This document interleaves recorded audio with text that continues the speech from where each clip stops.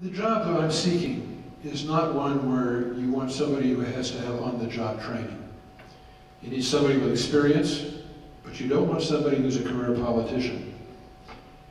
I've served on Capitol Hill for over 20 years. I know what it's like. I've never run for office. I'm 68 years old, and I don't expect to be there for a very long time like Mr. Pepper and others.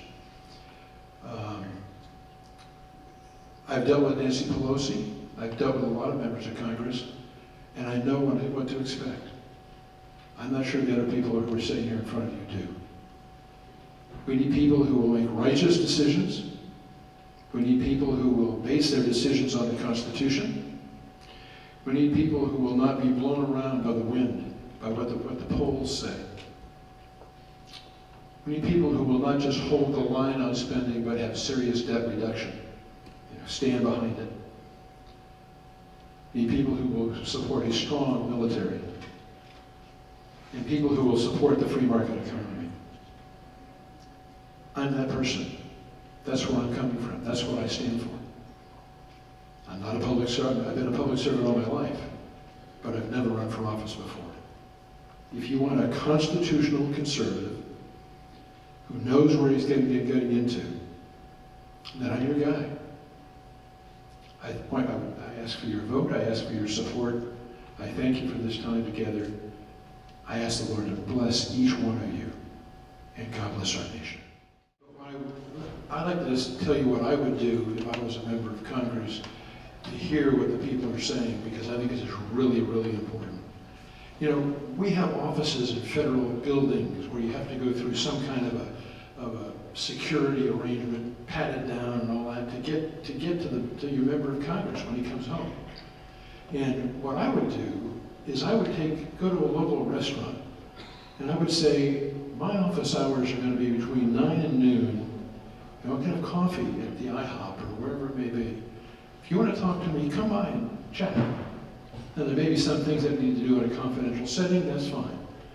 But from my perspective, what you need to do is we need to be among the people who we are serving.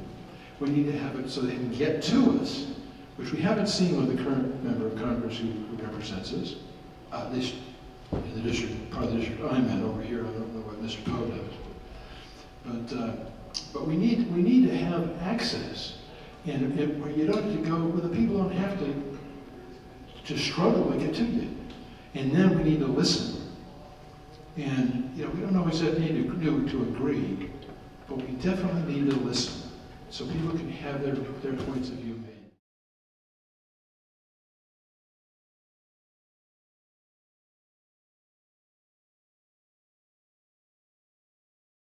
Let me tell you that it's really wonderful sitting here between two native sons of this county, who I've come to know and like. The short answer is no, but if I can expand on that a little bit, let me give you some of my history. Most of these people here are young folk who are running. I'm 68 years old. My first election was in 1964 for Barry Goldwater for president. At the Cow Palace, I was one of the people who helped organize the largest youth rally for Mr. Goldwater. The speaker at that rally was a little-known actor who became the governor of California and then became president of the United States. Of course, we're talking about Ronald Reagan. Goldwater's policies were a strong national defense, support for the free market economy, and individual liberty. He never got a chance to implement those, but Reagan did. Reagan, implemented a strong military. We had peace through strength, and the Cold War was over. He supported the free market economy, and the economy rebounded, and individual liberty.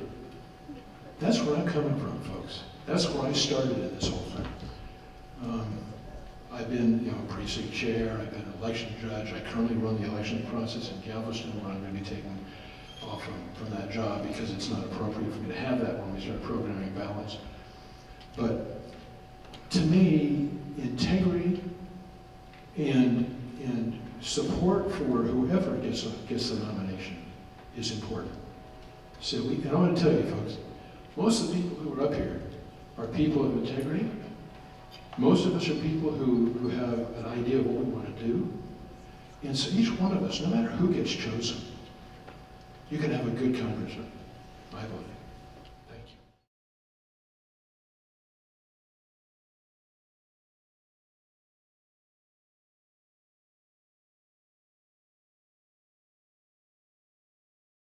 Well, I think the answer I gave earlier about where I started gives you the answer to the question, which is number one with Goldwater.